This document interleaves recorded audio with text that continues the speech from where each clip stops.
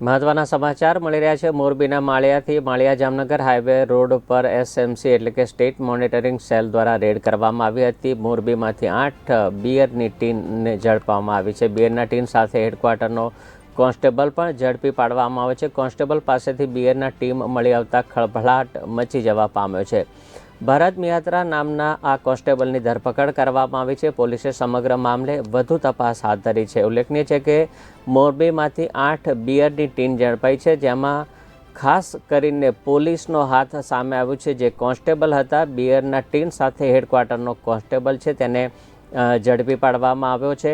અને નોંધનીય વાત કહી શકાય કે એસએમસી એટલે કે સ્ટેટ મોનિટરિંગ સેલ દ્વારા આ પ્રકારની જે ઘટના છે તે મોરબીના માળિયા મિયાણા હાઈવે પરની જે વાત છે ત્યાં આગળ કોન્સ્ટેબલ પાસેથી બિયરના ટીન મળી આવતા ખળભળાટ મચી જવા પામ્યો છે।